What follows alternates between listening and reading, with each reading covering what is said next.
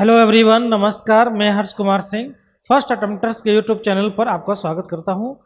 आज मैं BPSC mains session का जो है पार्ट 5 सीरीज लेकर आया हूं। इस सीरीज में जो है आप प्रेसिडेंट से रिलेटेड जो भी प्रीवियस ईयर क्वेश्चंस हैं उन क्वेश्चंस पर जो है हम डिस्कशन करेंगे और जो है उसका आंसर राइटिंग जो है अप्रोच हम लोग देखेंगे। देखिए, प्रेसिडेंट जो है बीपीएससी में या फिर कोई भी अदर एग्जामिनेशन में जो है प्रेसिडेंट टॉपिक जो है बहुत इम्पोर्टेंट है और प्रेसिडेंट से रिलेटेड क्वेश्चन जो है मेंस में बीपीएससी में भी पूछे जाते हैं, जेपीएससी में भी पूछे जाते हैं और अदर पीसीएस में भी पूछे जाते हैं। एटलीस्ट यूपीएससी में भी प्रेसिडेंट से जो है क्वेश्चंस रहते ही हैं। तो प्रेसिडेंट टॉपिक बहुत इंपॉर्टेंट है। बीपीएससी में 2 क्वेश्चंस प्रेसिडेंट से पूछा गया है और अगर आप प्रेसिडेंट का जो उसका फैक्चुअल पार्ट्स है, जो प्रेसिडेंट का जो पावर है, फंक्शन है, अगर वो आप बेहतर तरीके से कर लेते हैं तो फिर आपको प्रेसिडेंट से रिलेटेड कोई भी क्वेश्चंस जो है अगर इन फ्यूचर आता है तो आपका नहीं छूटेगा। तो हम लोग देखते हैं कि बीपीएससी में जो है प्रेसिडेंट से रिलेटेड किस तरीके के क्वेश्चंस पूछा गया है और उसका जो है आंसर अप्रोच किस तरीके से होगा। तो चलते हैं हम लोग क्वेश्चन की तरफ। तो क्वेश्चंस देखिए, बीपीएससी में 66 बीपीएससी में जो है क्वेश्चन प्रेसिडेंट से पूछा गया है और इसमें जो है क्वेश्चंस बहुत ही सिंपल है, लेकिन थोड़ा लैंग्वेज जो है बहुत ही बेहतर दिया हुआ है। अब लैंग्वेज देखिए किस तरीके का है और इसमें जो है मूल्यांकन करने के लिए इस क्वेश्चन में बोल रहा है आपका। तो देखिए, the role of the president of India is like an old man in family. बोल रहा है कि the role of the president of India is like an old man in family who has all the authorities, however he cannot do anything effective if the naughty young members of family do not listen him evaluate। मतलब जो है बोल रहा है कि राष्ट्रपति जो है की भूमिका जो है वो परिवार में उस बुजुर्ग के समान है। मतलब बोल रहा है कि भारत के राष्ट्रपति की भूमिका परिवार के उस बुजुर्ग के समान है जो सभी प्राधिकार रखता है। प्राधिकार मतलब अधिकार, जो सभी अधिकार रखता है, किंतु यदि घर के शैतान युवा सदस्य, कोई घर का जो है शैतान जो है नौजवान लड़का है या सदस्य है, उसकी ना सुने तो वो कुछ भी प्रभावी नहीं कर सकता है।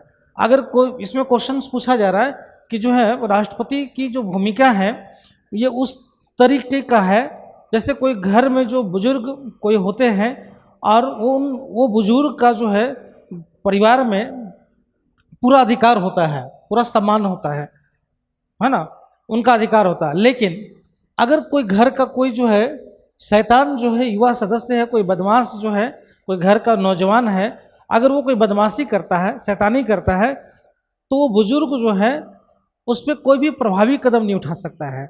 मतलब जो है यहाँ पे देखिए क्वेश्चन का पूछने का जो है, देखिए सिंपल सा अगर इस क्वेश्चन को तोड़ें और जो है पॉइंट वाइज ले आए, सिंपल सा है कि सैद्धांतिक अगर देखा जाए, है ना, अगर हम सैद्धांतिक देखें तो राष्ट्रपति जो है, राष्ट्रपति कार्यपालिका हो या विधायिका हो, दोनों जगह जो है उसकी भूमिका जो है अध्यक्ष की होती है, हेड की होती है, दोनों जगह। क्लियर?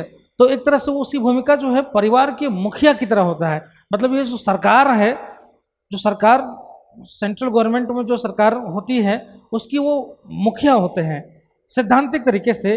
लेकिन वास्तविक रूप से जो है, अगर वास्तविक रूप से देखें तो जो है मुखिया कौन होता है? प्रधानमंत्री होते हैं या उनका मंत्रिपरिषद होता है। ठीक है? अगर प्रधानमंत्री या मंत्रिपरिषद अगर कोई ऐसा कार्य है जो राष्ट्रपति को लगता है कि ये सही नहीं है तो वो कुछ नहीं कर सकते हैं। इसका कहने का मतलब ये है कि अगर सरकार अगर कोई ऐसा कार्य कर रही है जिससे राष्ट्रपति सहमत नहीं है, लेकिन फिर भी राष्ट्रपति के पास वो अधिकार नहीं है, सैद्धांतिक रूप से सारा अधिकार है लेकिन वास्तविक रूप से वो अधिकार नहीं है कि वो जो है सरकार के उस निर्णय को पलट सके। क्लियर है?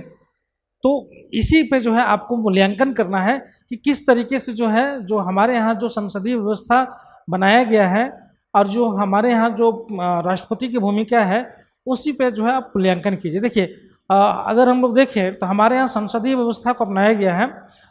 जैसे ब्रिटेन में संसदीय व्यवस्था, तो संसदीय व्यवस्था में जो है, जो सरकार होते हैं, सरकार जो होती है, जो प्रधानमंत्री उसके मुखिया होते हैं सरकार के, तो वही प्रमुख होते हैं। वास्तविक रूप से सारे जो है शक्तियों का प्रयोग वे करते हैं।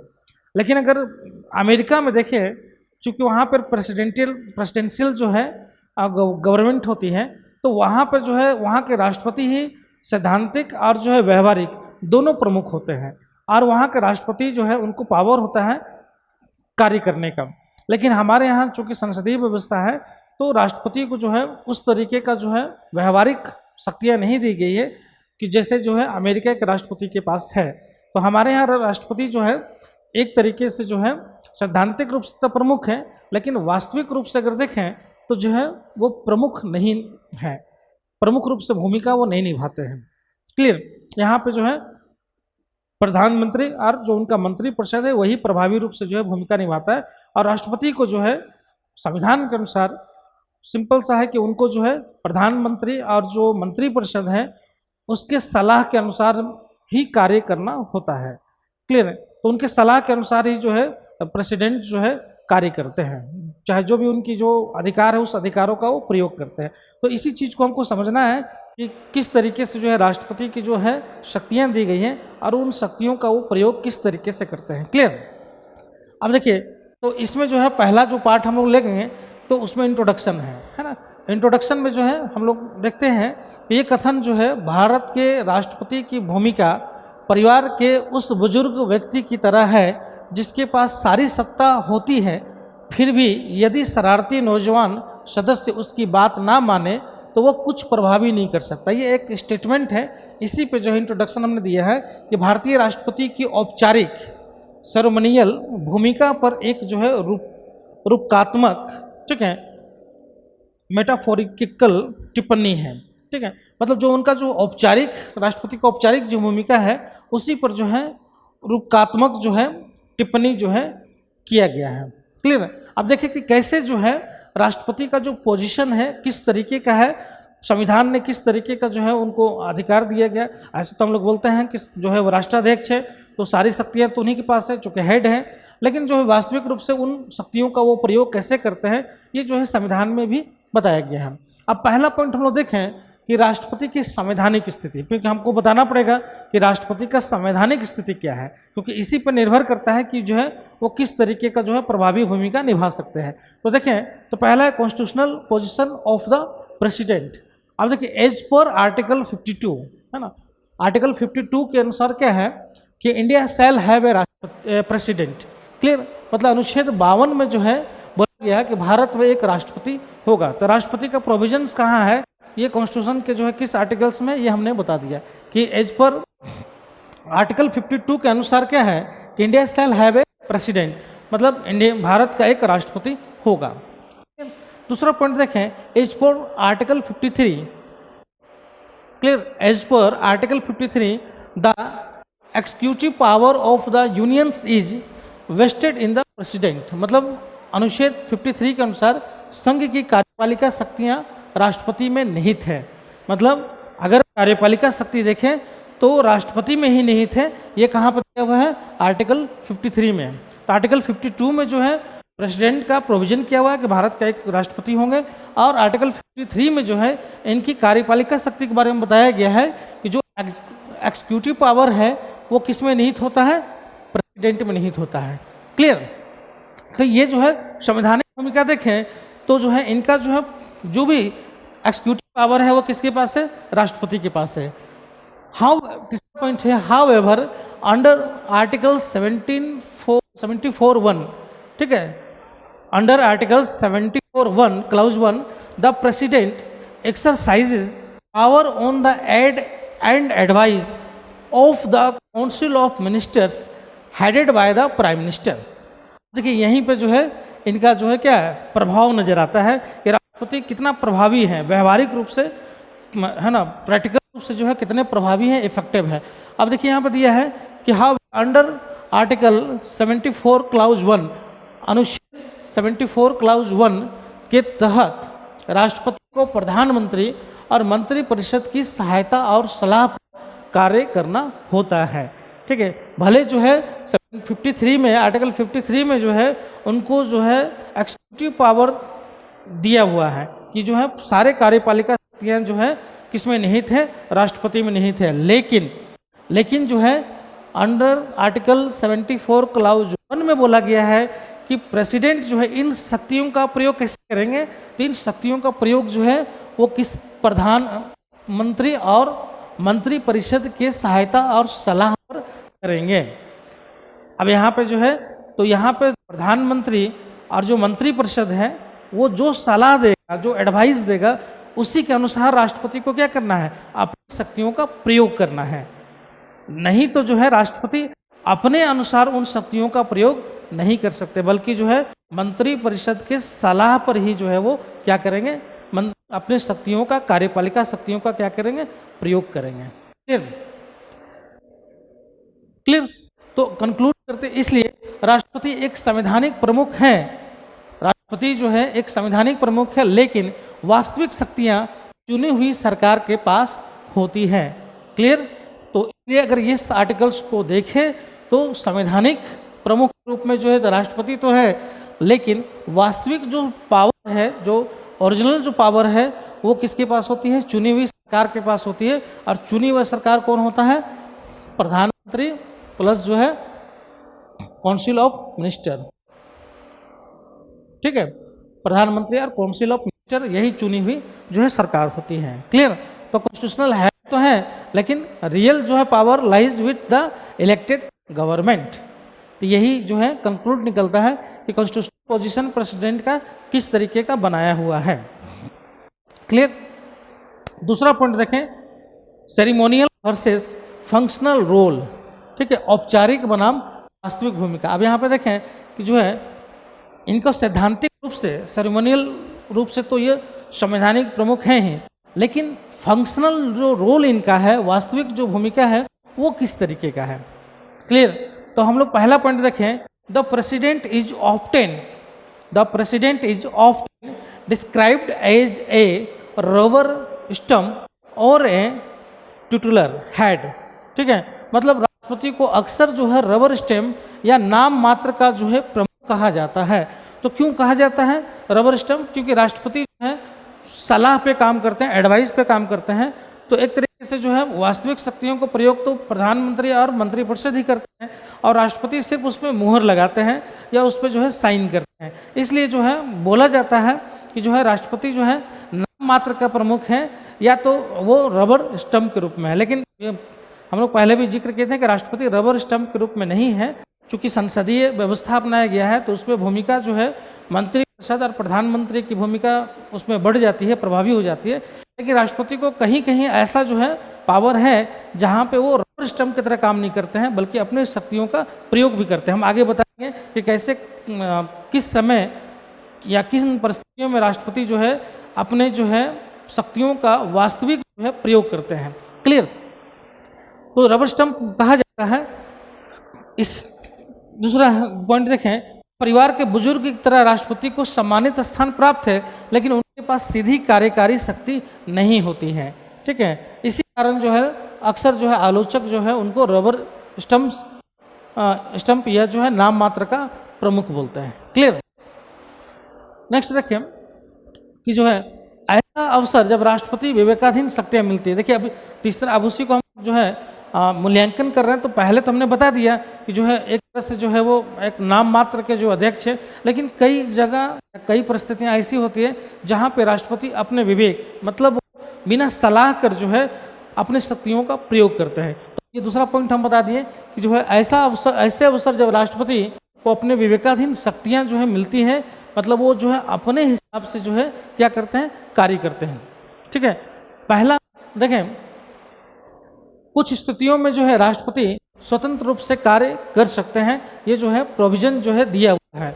Despite the metaphor, there are situations where the president can act independent independently, ठीक है, मतलब इंडिपेंडेंट जो है वो जो है अपनी शक्तियों का प्रयोग करते हैं। तो कौन सा वैसा सिचुएशन है जब राष्ट्रपति जो है बिना जो है सरकार के या जो मंत्रिपरिषद उसकी सलाह के बिना भी जो है वो कार्य करते हैं। जैसे appointing prime minister when no party has clear majority, मतलब वो अपने शक्तियों का प्रयोग करते हैं जब किसी दल को स्पष्ट बहुमत ना मिले और प्रधानमंत्री की या जो है मंत्रिपरिषद का नियुक्ति करना हो। क्लियर? तो जब किसी पार्टी को बहुमत अगर मिल जाता है किसी पार्टी को, तो वहाँ पे तो राष्ट्रपति का कोई विवेक का शक्ति का प्रयोग का कोई जो है परिस्थिति नहीं होता है, क्योंकि जो है मेजोरिटी जिसके पास है वो मेजोरिटी लेटर जो है राष्ट्रपति को दे देता है और राष्ट्रपति उस मेजोरिटी का जो मुखिया होते हैं उनको प्रधानमंत्री नियुक्त करने के लिए जो है निमंत्रण दे देते हैं। लेकिन तब जब किसी पार्टी को जो है बहुमत ना मिले और जो है राष्ट्रपति को जो है प्रधानमंत्री उस समय चुनना हो, तो ऐसी स्थिति में वो अपने विवेक के अनुसार जो है निर्णय करते हैं और वो देखते हैं कि वैसा दल जो सरकार का गठन कर सकती है ना, या वैसा गठबंधन जो सरकार बना सकती है, तो ऐसी स्थिति में जो है वैसे दल को या वैसे गठबंधन को जो है वो आमंत्रण करते हैं और उसका जो नेता होता है जो चुना जाता है उसको जो है प्रधानमंत्री के रूप में नियुक्त करते हैं। तो यहाँ पे जो है प्रेसिडेंट का जो है क्या है कि जो है वो खुद से निर्णय लेते हैं, है ना, वहाँ पे कोई सलाह देने वाला उनका नहीं होता, बल्कि अपने विवेक से वो क्या करते हैं, निर्णय लेते हैं। क्लियर? दूसरा पॉइंट है sending a bill back for reconsideration except money bills, मतलब किसी विधेयक को पुनर्विचार के लिए लौटाना, मतलब जो है वो कब विवेक का प्रयोग कर सकते हैं, किसी विधेयक को जो है वो पुनर्विचार के लिए लौटा सकते हैं। आप जानते हैं कि जो है कोई भी बिल अगर लोकसभा से और राज्यसभा से दोनों सदन से पास हो जाए और अगर राष्ट्रपति का अगर साइन नहीं होता है तब तक वो जो है विधि नहीं बनता है। क्लियर? तब तक वो बिल जो है विधि नहीं बनेगा, प्रभावी नहीं होगा। तो राष्ट्रपति के साइन के बाद ही जो है वो कानून का रूप लेता है। तो राष्ट्रपति जब कोई भी मान लीजिए लोकसभा से और राज्यसभा से, ठीक है, लोकसभा और राज्यसभा इन दोनों से जो है कोई बिल पास हो गया और प्रेसिडेंट के पास वो बिल आता है, तो प्रेसिडेंट जो है उस बिल को एक बार जो है पुनर्विचार करने के लिए भेज सकते हैं। ये विवेक के ऊपर होता है कि वो जो है किसी विधेयक को जो है पुनर्विचार के लिए भेज सकते हैं। अगर वो सहमत नहीं होते हैं राष्ट्रपति, अगर कोई विधेयक पास किया गया वो सहमत नहीं होते हैं तो वो फिर से जो है भेज सकते हैं पुनर्विचार करने के लिए। जब पुनर्विचार करने के लिए भेज दिया जाता है तो या तो फिर जिन मामलों पर राष्ट्रपति सहमत नहीं होते हैं या तो उसमें संशोधन कर दे सदन, या तो फिर जो है उसी फॉर्म में जैसे फॉर्म में पास पहले हुआ था अगर उसी फॉर्म में फिर से अगर दोनों सदन से पास हो जाता है तब प्रेसिडेंट के लिए पास जो है कोई भी विवेकाधीन शक्ति नहीं होता, फिर प्रेसिडेंट को जो है अनिवार्य रूप से जो है वो हस्ताक्षर को करना ही होता है। ठीक है, इसमें जो है एक्सेप्ट मनी बिल को राष्ट्रपति जो है वापस पुनर्विचार के लिए नहीं भेज सकते हैं। ठीक है, मनी बिल को छोड़ दिया जाए, ठीक है, तो राष्ट्रपति जो है पुनर्विचार के लिए जो है बिल को भेज सकते हैं। क्लियर? उसके बाद दूसरा पॉइंट है कि withholding assent to a bill pocket veto, किसी विधेयक को स्वीकृति ना देना।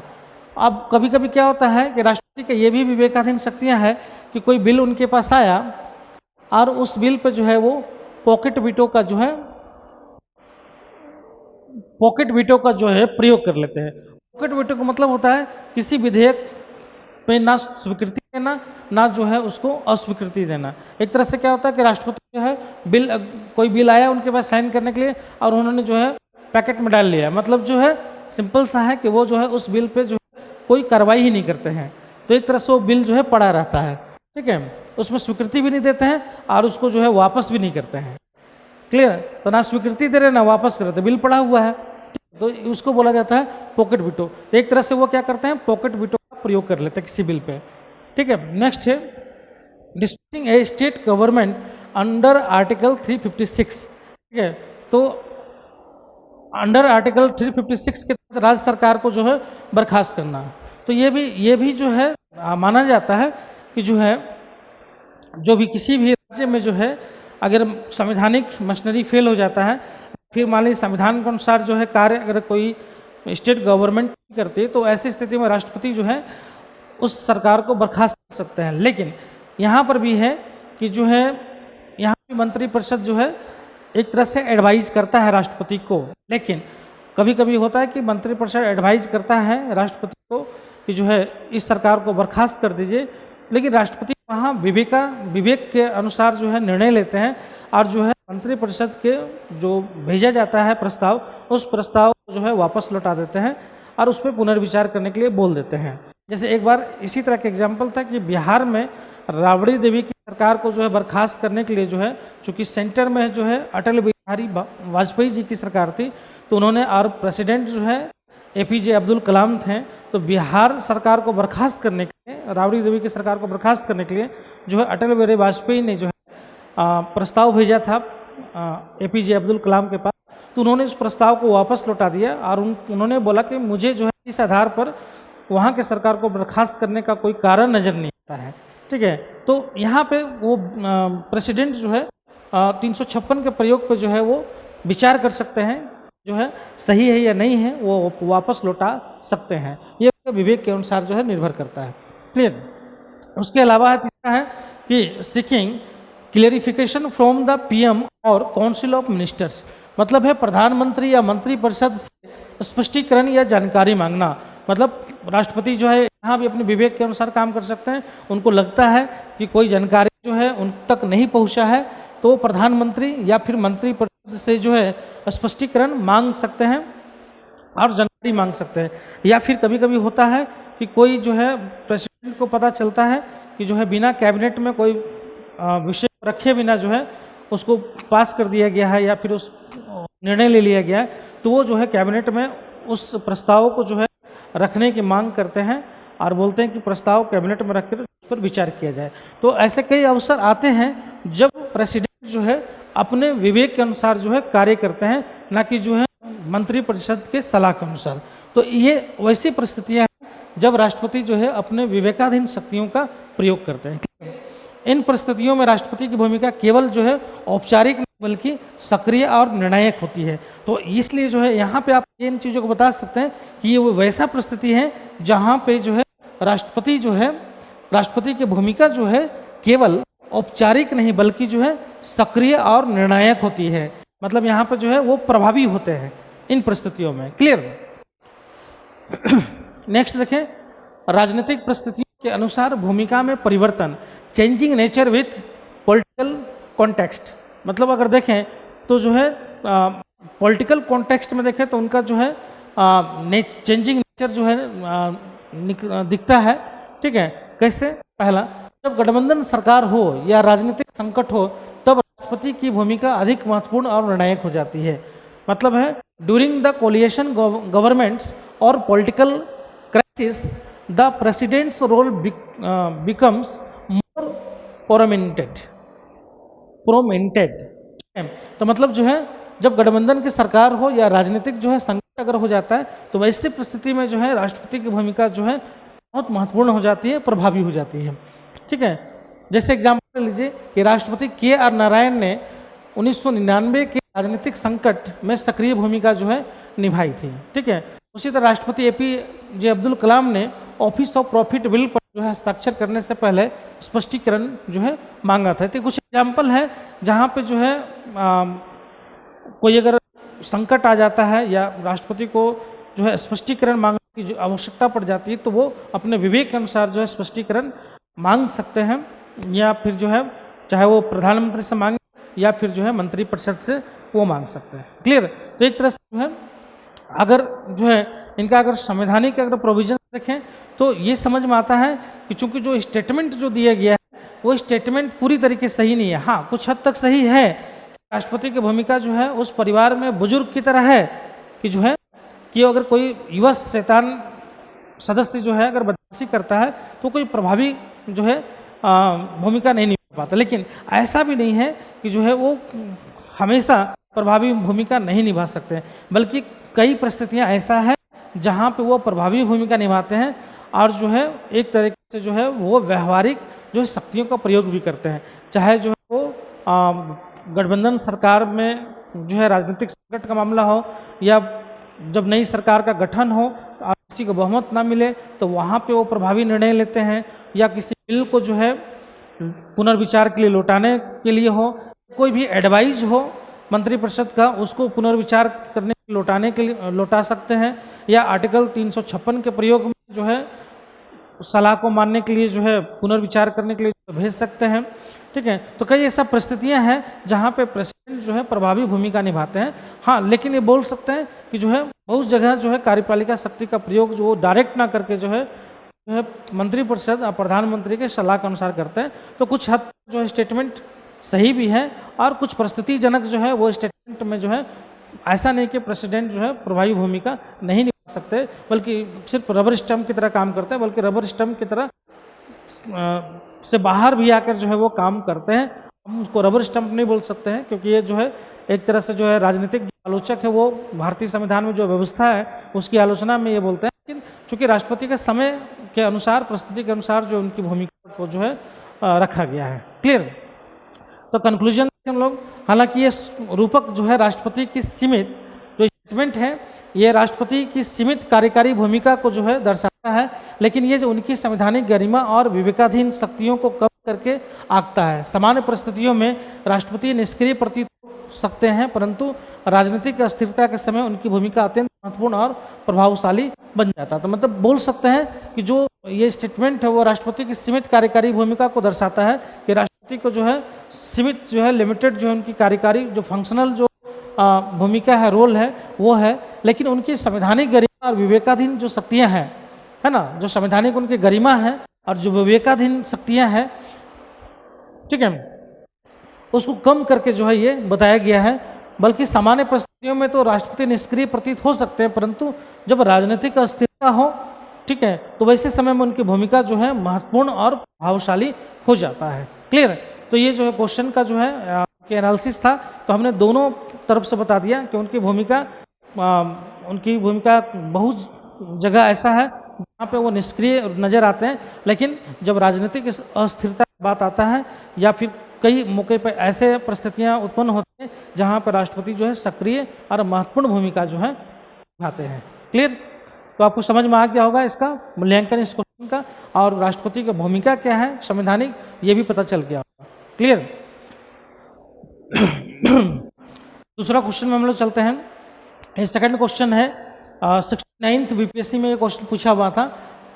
Discuss the institutional relationship between the president and the prime minister as per the Indian constitutional text, discuss their changing role in the present context. मतलब जो है भारतीय संवैधानिक पाठ के अनुसार राष्ट्रपति और प्रधानमंत्री के बीच संस्थागत संबंध पर चर्चा कीजिए। ठीक है, मतलब डिस्कस करना है प्रधानमंत्री और राष्ट्रपति के बीच जो है जो इंस्टीट्यूशनल जो रिलेशन है ना, उस पर जो है आपको चर्चा करना है और वर्तमान संदर्भ में उनकी बदलती भूमिका पर चर्चा कीजिए। क्लियर? तो ये क्वेश्चन जो है पूछा हुआ था 69th बीपीएससी में, तो हो सकता है कि जो है 70th बीपीएससी में क्वेश्चन प्रेसिडेंट से हो सकता है, अलग टाइप का क्वेश्चन पूछ सकता है। ठीक है, तो आप देख लीजिएगा, इसको इम्पोर्टेंट है प्रेसिडेंट। अब इनका जो है परिचय देखें तो भारतीय संविधान ने एक संसदीय शासन प्रणाली की स्थापना की है जिसमें राष्ट्रपति नाम मात्र का कार्यकारी प्रमुख है, प्रमुख है, जबकि प्रधानमंत्री वास्तविक कार्य जो है प्रमुख होता है। मतलब दोनों का पोजीशन हमने बता दिया कि the Indian constitutional establishes a parliamentary system of government where the president is the nominal executive head and the prime minister is the real executive head, जिसको लोग बोलते हैं ना कि डी ज्योर हेड और डी फैक्टो हेड। ठीक है, ये दोनों जो है एक तरीके से क्या है कि जो है दोनों एक तरीके से जो है एक नाम मात्र के प्रमुख हैं, एक वास्तविक प्रमुख हैं। तो दोनों का पोजीशन क्या है कॉन्स्टिट्यूशन में वो हमने बता दिया। अब देखिए इनके जो है कॉन्स्टिट्यूशनल प्रोविजंस डिफाइनिंग दियर रिलेशनशिप, इन दोनों के बीच में जो कॉन्स्टिट्यूशनल जो डिफाइन किया गया है रिलेशनशिप के बारे में तो हमने बता दिया। तो आर्टिकल जो है 74 क्लाउज 1 में जो है बताया गया है जो इनका जो पोजीशन है। जैसे देखिए, there shall be a council of ministers with the prime minister at the head of to aid and advise the president. The president is bound to act on such advise after the 42nd and 44th constitutional amendments. मतलब बोला है कि जो है मंत्रिपरिषद, एक मंत्रिपरिषद होगा जिसका नेतृत्व प्रधानमंत्री करेगा और जो राष्ट्रपति को सलाह और सहायता प्रदान करेगा। ठीक है, तो एक तरीके से जो है कार्यकारी प्रमुख होते हैं राष्ट्रपति, सैद्धांतिक प्रमुख होते हैं राष्ट्रपति, लेकिन जो है 74 क्लॉज 1 में बोला गया है कि एक मंत्रिपरिषद होगा जिसका नेतृत्व कौन करेगा, प्रधानमंत्री करेगा, और यही मंत्रिपरिषद जो है राष्ट्रपति को सलाह और सहायता करेगा उनकी कार्यकारी जो है भूमिका निभाने में। 42वें और 44वें संशोधन के बाद राष्ट्रपति को इस सलाह को मानना जो है अनिवार्य कर दिया गया है। क्लियर, मतलब जो है जो मंत्रिपरिषद है और प्रधानमंत्री है इनकी सलाह को मानना जो है अनिवार्य कर दिया गया है। क्लियर। सेकंड देखें, article 75 clause 1, the prime minister is appointed by the president, other ministers are appointed by the president on the prime minister advise. मतलब 75 क्लॉज 1 में देखेंगे कि जो है प्रधानमंत्री की नियुक्ति जो है राष्ट्रपति करते हैं, ठीक है, लेकिन अन्य मंत्री को नियुक्ति जो है प्रधानमंत्री की सलाह पर जो है राष्ट्रपति करते हैं। मतलब प्रधानमंत्री की नियुक्ति राष्ट्रपति करते हैं, लेकिन अन्य मंत्रियों की नियुक्ति जो है राष्ट्रपति की सलाह पर करते हैं, प्रधानमंत्री के सलाह पर करते हैं। क्लियर। तीसरा देखें, अनुच्छेद 75 क्लॉज 2, मतलब मंत्रीगण राष्ट्रपति की इच्छानुसार पद पर बने रहते हैं, लेकिन वास्तव में यह लोकसभा में प्रधानमंत्री के बहुमत पर निर्भर करता है। मतलब जो है लोकसभा में बहुमत पर निर्भर करता है। मतलब अगर सामूहिक जो है देखें, उनकी जो है सामूहिक अगर देखें प्रसाद पर्यंत, तो जो है वो लोकसभा के बहुमत पर निर्भर करता है। मतलब लोकसभा में बहुमत जब तक बना रहता है तब तक जो है मंत्रिपरिषद बना रहता है।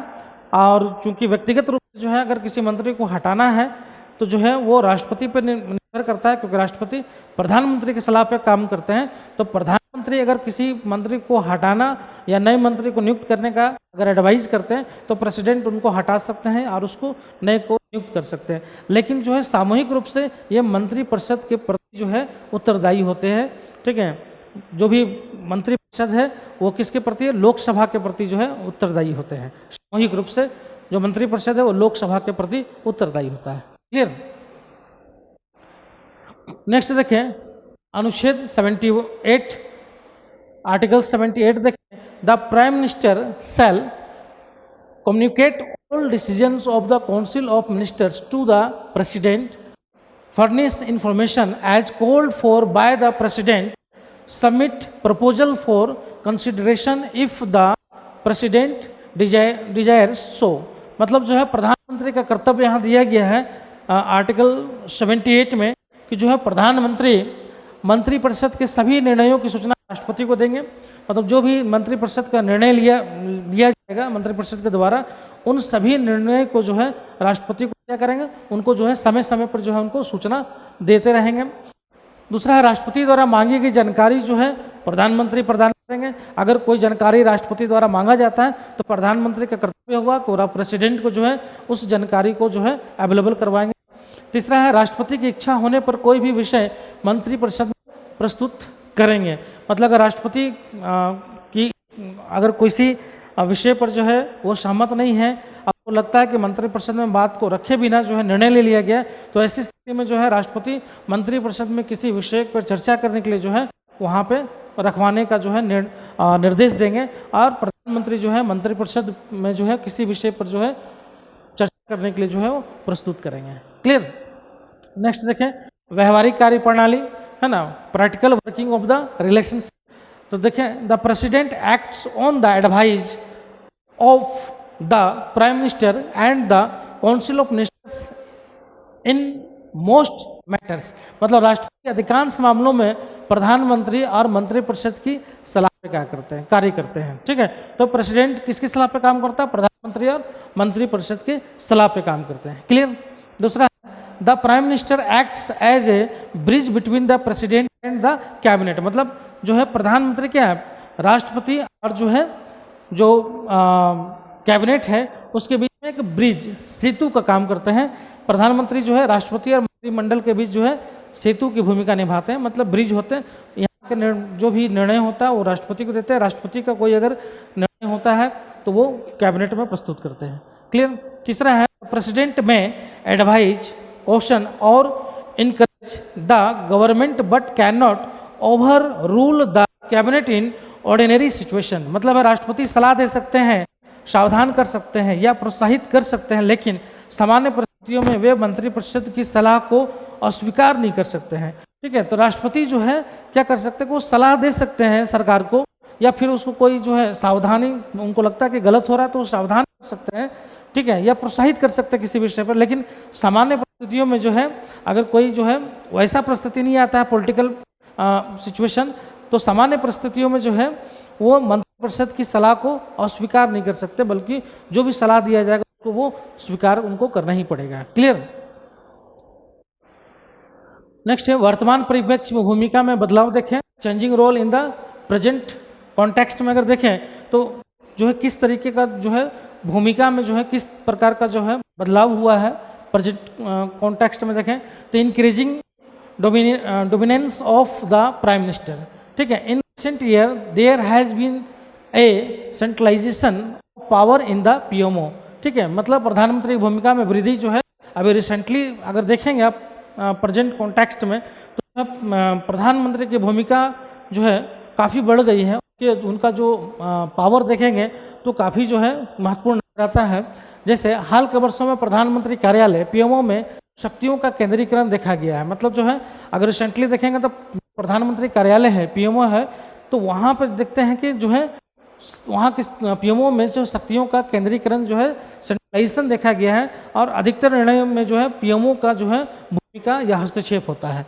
दूसरा देखें पूर्ण बहुमत की सरकारों में प्रधानमंत्री की भूमिका राष्ट्रपति स्टाइल में हो गई है, जिससे कैबिनेट की भूमिका कम हो रही है। मतलब अगर पूर्ण बहुमत का सरकार है या बहुमत से ज़्यादा सरकार है तो ऐसे में प्रधानमंत्री की अगर भूमिका देखेंगे आप तो एक तरीके से जो है प्रेसिडेंशियल स्टाइल में हो गई। मतलब वो राष्ट्रपति के स्टाइल में जो है काम करने लगे, मतलब सारी शक्तियों का प्रयोग जो है वो खुद करने लगे हैं, हर कैबिनेट के निर्णय को भी जो है वो खुद जो है लेने लगे हैं। तो ऐसे में जो है कैबिनेट की जो भूमिका है वो धीरे कम इस समय में जो है कुछ कम हो रही है ना, कैबिनेट की भूमिका कम हो रही है, और प्रधानमंत्री या उनका जो कार्यालय है पीएमओ है उसकी भूमिका जो है बढ़ गई है। क्लियर। उसके अलावा देखें तो संकट के समय सक्रिय राष्ट्रपति की भूमिका है, तो कुछ राष्ट्रपति सक्रिय भूमिका निभा चुके हैं संकट के समय में। मतलब क्रिटिकल टाइम में जो है राष्ट्रपति की जो भूमिका महत्वपूर्ण हो जाती है। तो इसका कुछ एग्जाम्पल भी है, जैसे के.आर. नारायण ने 1999 में राजनीतिक संकट में हस्तक्षेप किया था। एपीजे अब्दुल कलाम ने ऑफिस ऑफ प्रॉफिट बिल को जो है वापस लौटा दिया था। तो कई ऐसा मौका आया है कि जब उसी तरह से जो है राजीव गांधी के समय में भी जो है बैंक अधिनियम अमेंडमेंट अधिनियम आया था तो उसको भी वापस लौटा दिया था ज्ञानी जैल सिंह के तरफ से। तो कई ऐसा मौका है जब जो है प्रेसिडेंट ने जो है सक्रिय भूमिका भी निभाई है। क्लियर। हालांकि अधिकांश मामलों में राष्ट्रपति संवैधानिक सीमाओं के भीतर ही कार्य करते हैं। ठीक है, मतलब अधिकांश मामले आप देखेंगे तो संवैधानिक जो सीमाएं हैं उसी के अंतर्गत जो है राष्ट्रपति जो है कार्य करते हैं। क्लियर। उसके अलावा तीसरा पॉइंट देखें, संसद में अस्थिरता या संकट के दौरान जो है भूमिका। मतलब अगर खंडित जनादेश की स्थिति में सरकार बनाने के लिए पार्टियों को आमंत्रित करने में राष्ट्रपति की भूमिका अहम होती है। मतलब अगर किसी को स्पष्ट जनादेश नहीं मिला है, मेजोरिटी नहीं मिला है, तो ऐसे में जो है प्रेसिडेंट की भूमिका जो है इम्पोर्टेंट होती है, और प्रेसिडेंट के विवेक पर निर्भर करता है कि किस दल को वो आमंत्रण करेंगे। क्लियर। यह सामान्य राजनीतिक परिदृश्यों में राष्ट्रपति के विवेक और महत्व को जो है क्या करता है, दर्शाता है। उसके बाद देखिए इंस्टीट्यूशनल बैलेंस, संस्थागत संतुलन। तो बदलती राजनीतिक गतिशीलता के बावजूद राष्ट्रपति प्रधानमंत्री संबंध काफ़ी हद तक संवैधानिक ढांचे के भीतर संचालित होते हैं। ठीक है, अगर हम लोग देखें कि कितना भी जो है जो बदलती राजनीतिक परिस्थितियाँ कितना भी जो है वर्तमान समय में बदल जाए, लेकिन दोनों का जो रिलेशन है वो किस पे निर्भर करता है, कॉन्स्टिट्यूशनल फ्रेमवर्क। जो कॉन्स्टिट्यूशनल जो फ्रेमवर्क है उसी के आधार पर जो है उनका इंस्टीट्यूशनल जो है संतुलन बैलेंस बना हुआ है। ठीक है। दूसरा है न्यायपालिका और जनमत ने किसी भी तरह के अतिक्रमण के मामले में जांच के रूप में काम किया, और अगर मान लीजिए कोई फ्रेमवर्क है, कॉन्स्टिट्यूशनल फ्रेमवर्क है, अगर कहीं उसको ब्रेक किया जाता है तो ऐसी स्थिति में जो है न्यायपालिका जो है क्या करती है कि जो है उसको जो है बैलेंस्ड करने का प्रयास करती है। और एक तरीके से जो है अतिक्रमण करने से रोकती है। क्लियर। तो ये जो है राष्ट्रपति और जो है प्रधानमंत्री का जो है जो इंस्टीट्यूशनल जो रिलेशनशिप है वो दोनों तरह से बता दिया, और बदलते भूमिका में किस तरीके से जो है प्रधानमंत्री और राष्ट्रपति की भूमिका बदली है वो भी मैंने बता दिया। क्लियर। निष्कर्ष है भारतीय संविधान में ऐसा संवैधानिक संतुलन बनाया गया है जहां राष्ट्रपति एक प्रतीकात्मक प्रमुख होते हैं और वास्तविक कार्यकारी शक्ति प्रधानमंत्री के पास होती है। यद्यपि राष्ट्रपति के विवेकाधीन अधिकार सीमित है, परंतु बदलते राजनीतिक परिदृश्य विशेषकर पूर्ण बहुमत की सरकारों ने शासन प्रणाली को प्रधानमंत्री केंद्रित बना दिया। फिर भी दोनों के बीच का संस्थागत संबंध अब भी संवैधानिक सिद्धांतों और लोकतांत्रिक उत्तरदायित्व में निर्भर है। क्लियर। मतलब अगर देखें the Indian constitutional provides a delicate balance where the president is a symbolic head acting on the ad and advice of the real executive, that is the prime minister's, while the president has limited discretion the changing political landscape, especially the rise of strong majority governments, has shifted the balance towards a more prime minister centric governance. However, the institutional relationship remains fundamentally rooted in constitutional principle and democratic accountability. मतलब जो है बदलते परिस्थिति में संबंधों में बदलाव देखा जा सकता है, लेकिन उसके बावजूद जो है जो संवैधानिक जो कॉन्स्टिट्यूशनल फ्रेमवर्क है उसी के अनुसार जो है दोनों का इंस्टीट्यूशनल जो है रिलेशनशिप बनाया हुआ है। क्लियर। तो ये दो क्वेश्चन में जो है प्रेसिडेंट की भूमिका, प्रेसिडेंट की जो शक्ति है, व्यवहारिक शक्ति है, जो सैद्धांतिक शक्ति है, इन दोनों का जो है बताने का हमने प्रयास किया है।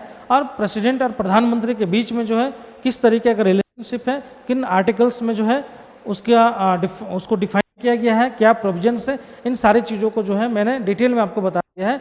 और मुझे आशा है कि जो है आपको इस वीडियो से जो है लाभ मिलेगा और आपका जो है जो आंसर लिखने का जो कंटेंट है उस कंटेंट में भी जो है वृद्धि हुआ होगा। ठीक है। तो वीडियो में यहीं तक है। फिर नेक्स्ट वीडियो में हम लोग मिलेंगे नए विषय और नए जो है क्वेश्चन के साथ। और अगर आपको जो है वीडियो अगर पसंद आ रहा है, आपको अगर इन्फॉर्मेटिव नॉलेज मिल रहा है, तो आप जो है वीडियो को लाइक कीजिए, चैनल को सब्सक्राइब कीजिए और अधिक से अधिक शेयर कीजिए। फिर अगले वीडियो में हम लोग मिलते हैं। तब तक के लिए नमस्कार। Thank you very much.